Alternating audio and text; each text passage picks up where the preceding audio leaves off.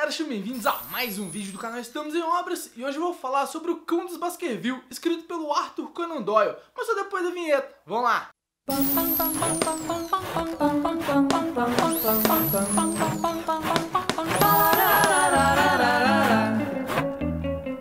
Esse daqui foi o primeiro romance que o Conan Doyle publicou na forma de fascículos na Strand Magazine, que era a revista que publicava os contos do Sherlock Holmes na Inglaterra. E eu falo que foi o primeiro porque os dois romances anteriores, que é Um Estudo em Vermelho e O Signo dos Quatro, foram publicados como romances mesmo, já foram publicados em sua totalidade logo de cara. Os primeiros capítulos desse livro aqui foram lançados em agosto de 1901 e a publicação durou até abril de 1902. A publicação em livro também aconteceu em 1902, mas ela aconteceu um mês antes, se eu não me engano, da publicação do último capítulo na Strand Magazine, que era também para poder incentivar as pessoas a comprar o livro e saber o final da história antes. É uma estratégia diferente que a gente não está acostumado tanto a ver, mas eu acho que mercadologicamente ela faz sentido, assim, você impulsiona a venda dos livros e ao mesmo tempo a pessoa que estava lendo pela Strand Magazine continua querendo colecionar pela revista. E esse livro também se enquadra num momento curioso da vida do Sherlock Holmes, né, do personagem. 8 anos antes, em 1983, o Conan Doyle tinha publicado O Enigma Final, que foi o conto que levou o Sherlock Holmes a encontrar com Moriarty e, teoricamente, a matar o Sherlock Holmes nas cataratas de Reichenbach. Quando saiu o Cão dos Baskerville, ninguém tinha certeza se o Sherlock Holmes estava vivo ou não, porque a história desse livro aqui se passa antes de O Problema Final, ou seja, o Conan Doyle podia realmente escrever histórias se passassem antes, mas talvez o Sherlock Holmes estava realmente morto. Como a gente sabe, esse mistério só foi resolvido em 1903, quando o Conan Doyle publicou o conto A Casa Vazia, em que ele revelou que o Sherlock Holmes estava escondido, tentando desmantelar a quadrilha do Moriarty que sobrou. Agora chegou a hora de falar do livro em si. Antes de ir para os detalhes deles, eu quero discutir um pouquinho da história com vocês. Tudo começa quando um médico rural chamado Dr. Mortimer vai até o apartamento de Baker Street para poder contar sobre uma lenda familiar meio estranha e depois também falar sobre um assassinato, ou um possível assassinato, ou simplesmente uma morte que aconteceu que está relacionada com essa lenda familiar. Essa tal lenda é o tal do Cão dos Baskerville do título. Essa lenda data mais ou menos da metade do século XVIII e fala sobre um mal que afligiu a família Baskerville e que desde então vem afligindo todas as pessoas que moram no solar Baskerville, que é a casa em que mora a família. Esse mal surge na figura de um cão gigante que parece ter saído do inferno, que ele tem a boca em chamas, os olhos meio avermelhados e que ele tem o costume de matar os Baskerville. Na verdade, ele matou um dos Baskerville e essa lenda continuou por muitos e muitos anos. E ela seria só uma lenda se não fosse pela morte do Charles Baskerville, que aconteceu 3 meses antes do Dr. Mortimer ir procurar o Sherlock Holmes. Ele foi encontrado morto à noite no meio de uma charneca sem sinal de violência nenhuma. O mais curioso é que o Dr. Mortimer, como médico da família, foi na cena, né, ver o que tinha acontecido e na lateral ele viu patas de um cachorro gigante, coisa que a polícia não tinha percebido. Por isso ele associou a morte do Charles à lenda da família Baskerville. Como Charles Baskerville era viúvo, não tinha deixado nenhum herdeiro, eles começaram a rodar o mundo atrás de um descendente da família e acabaram achando esse descendente na figura de um fazendeiro do Canadá chamado Henry Baskerville, que era um cara que estava vivendo tranquilo a vida dele, até que ele recebe a notícia que ele herdou uma grande fortuna e uma casa de campo. Só que por causa da lenda da família, o Dr. Mortimer fica sem saber se ele leva ou não o Henry pro solar Baskerville. É aí que entra o Holmes, que ele tem que investigar se o cenário lá tá propício para a chegada do Henry Baskerville, se tá seguro, né, na verdade, pro Henry Baskerville ir morar por lá, e também descobrir o que se deu na morte do tio, né? Se eu não me engano, ele é tio do Henry, que é o Charles Baskerville. Só que o Holmes fala que ele tá um pouquinho ocupado, que ele não pode ir lá na hora, e ele acaba mandando o Watson para poder averiguar a situação. Então o Watson vai junto com o Henry pro solar Baskerville e começa a fazer ele mesmo uma investigação, sem a sombra do Holmes por trás dele. E eu acho que esse ponto é o mais legal do romance e o que justifica também ele ser um romance e não um conto. Boa parte da história é o Watson investigando, conversando com vizinhos, vivendo aquela vidinha mesmo do campo ali, tentando descobrir as relações que existem ali. E isso é muito legal, porque ele vai narrando como se ele estivesse contando para o Holmes aquilo. Então ele levanta várias pistas, ele se bota no meio da história várias vezes, e o que é muito legal e coisas que praticamente a gente não tinha visto em nenhuma história do cânone. Ainda falando sobre o formato da história, mas agora mais como ela foi publicada e não como ela foi construída aqui dentro, eu falei que ela foi dividida em fascículos. Só que essa edição aqui não deixa muito claro quais capítulos capítulos englobavam cada fascículo. Até tem um ou outro assim que dá pra saber, porque o Conan Doyle faz uma introdução, só que não dá pra saber de todos. E seria muito legal ver isso pra saber qual recurso o autor usou pra poder chamar a atenção das pessoas, qual cliffhanger ele usou. Se fosse pra eu chutaria, por exemplo, que tem um logo no início aqui, que é um dos melhores ganchos que o Conan Doyle já usou em qualquer conto dele sobre Sherlock Holmes. Na hora que o Dr. Mortimer tá terminando de contar o caso, ele fala o seguinte: mas Barrymore fez uma declaração falsa no inquérito. Ele disse que não havia rastros no solo em volta do corpo. Ele não observou nenhum, mas eu sim, um tanto distantes, mas recentes e nítidos. Pegadas? Pegadas. De homem ou de mulher? O Dr. Mortimer olhou-nos estranhamente por um instante e sua voz era quase um sussurro quando respondeu. Eram pegadas de um gigantesco cão de caça, Mr. Holmes. É nesse ponto que entra a lenda que encaixa com o assassinato. Eu acho que seria um excelente ponto para cortar o fascículo para deixar a galera assim, tensa pro mês que vem. E eu acho que por esse trechinho que eu acabei de ler e pela sinopse que eu dei, dá para perceber que esse é um dos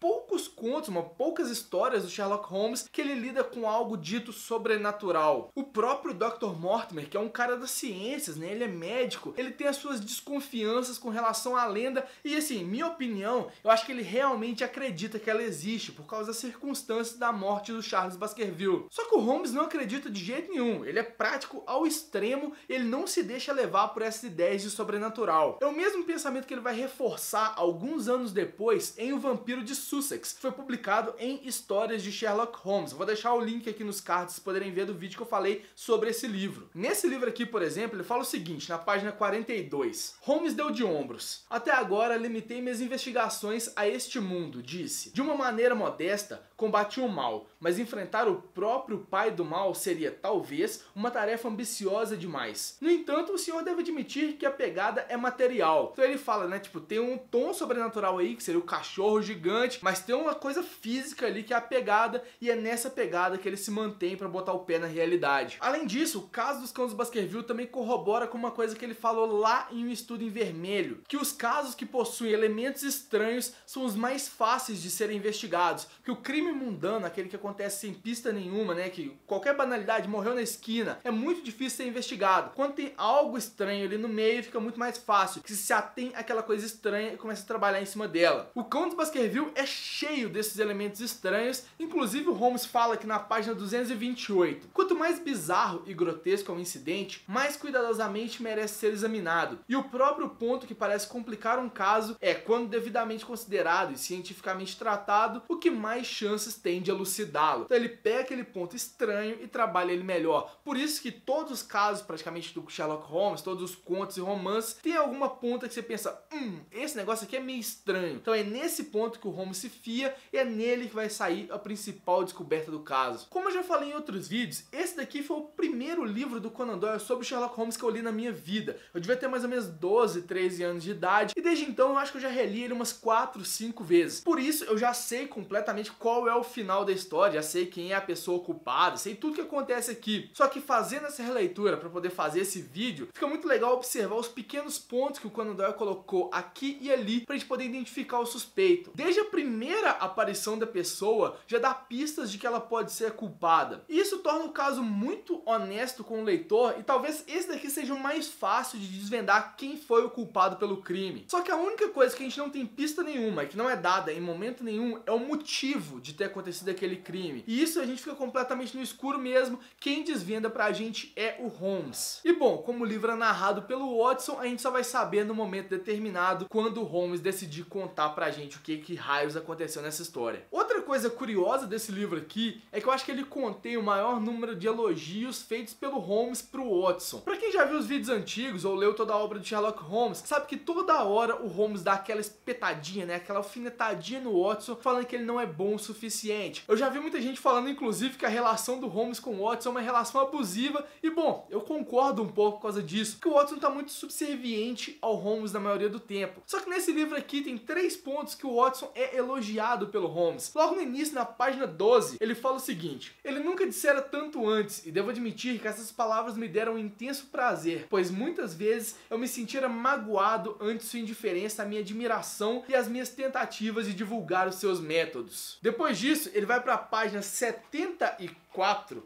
em que ele fala o seguinte: nesse caso, quem recomendaria? Holmes pousou a mão sobre o meu braço. Se o meu amigo se incumbisse disso, não haverá homem melhor para o senhor ter ao seu lado quando estiverem apuros. Ninguém pode dizer isso com mais segurança do que eu. E o último grande elogio que o Holmes faz pro Watson tá na página 176, em que ele fala o seguinte: então você me usa, mas mesmo assim não confia em mim, exclamei com algum rancor. Acho que mereço coisa melhor de você, Holmes. Meu caro amigo, você foi inestimável para mim neste e em muitos outros casos. E peço-lhe que me perdoe se pareci lhe pregar uma peça. Na verdade, foi em parte em seu benefício que o fiz, e foi minha avaliação do perigo que você corria que me fez vir examinar o caso por mim mesmo. E aqui ele começa a destilar a preocupação que ele tinha com o Watson, coisa que ele já fez em alguns outros contos também, mas aqui talvez seja o mais evidente, porque mostra que a relação deles é uma relação de amizade mesmo, uma relação bonita de amizade em que um se preocupa com o outro. Não só o Watson está preocupado com o Holmes, mas o Holmes também está muito preocupado com o Watson. Nesse livro também tem um ataque direto ao ego do Holmes. Quando o Dr. Mortimer vai a Baker Street pela primeira vez, ele fala que o Holmes é o segundo maior especialista da Europa, o que deixa o Holmes completamente ofendido. O primeiro deles, de acordo com o Dr. Mortimer, seria o Monsieur Bertillon. Esse cara existiu mesmo e foi chefe da identificação criminal da polícia de Paris a partir de 1880. Ele foi o responsável por criar um complexo sistema de identificação de criminosos que se baseava nas medidas do cara, tamanho da cabeça, altura, coisa que o cara não podia falsear de jeito nenhum e que só foi substituído alguns anos depois pela impressão digital. Bom, acho que eu já falei bastante aqui sobre o Conde dos Baskerville. Esse daqui é o romance que eu particularmente mais gosto bastante de Um Estudo em Vermelho também, mas eu tenho um carinho muito grande pelo Conde dos Baskerville, até por ele ter sido o primeiro que eu li na minha vida, ele que me introduziu nesse mundo de livros policiais, e eu fui introduzido num livro muito foda que é o Conde dos Baskerville. Ele tem um tom de suspense muito bom, tem um pezinho no gótico ali, essa história do cachorro sobrenatural que aparece, assombra uma família. Os personagens também tem um pezinho no gótico, então ele é um romance muito completo escrito pelo Conan Doyle e pra mim uma das melhores obras que ele fez. Hoje, mais velho, né, praticamente 15 anos depois que eu li esse livro pela primeira vez, eu consigo ver as qualidades literárias dele, mas nem por isso eu deixo de me surpreender com o quão bem escrita é essa história. Talvez seja até por isso que eu não gosto tanto do episódio que a série britânica Sherlock fez, homenageando esse episódio aqui. Ele é o segundo episódio da segunda temporada, só que eu vou falar sobre ele com calma quando eu vou fazer o vídeo relacionando a série com os livros. Então calma que esse vídeo vai sair ainda, deve ficar pro mês que vem, ou talvez pra novembro, não tenho certeza ainda, mas vai sair um especial sobre a série britânica também. Mas eu acho que o episódio não fez jus nenhum ao livro, que é o meu grande xodó dentro da coleção. Então é isso, faz aquelas coisas de sempre, curte, compartilha o vídeo, mostra pros amiguinhos, se inscreve no canal se não for inscrito. E esse daqui foi o penúltimo vídeo da minha série, né, do meu projeto de reler todos os livros de Sherlock Holmes. Agora só falta um, que é o Vale do Medo, que vai sair esse mês ainda pra eu ficar em dia certinho, e até o final do ano eu devo produzir algum material complementar sobre Sherlock Holmes. Já falei que eu vou falar da série, já falei que eu vou falar algumas coisas sobre o Conan Doyle em si, mas eu quero pensar nesses vídeos com calma ainda, então eu vou gastar um tempinho pra poder elaborar eles. Espero que vocês estejam gostando dessa minha série de Sherlock Holmes, que tá durando 2016 quase inteiro, e comenta aqui, né, você já leu o livro, você tem vontade de ler, você gostou do vídeo, comenta aqui pra gente continuar conversando sobre ele, beleza? Um beijo e até o próximo vídeo.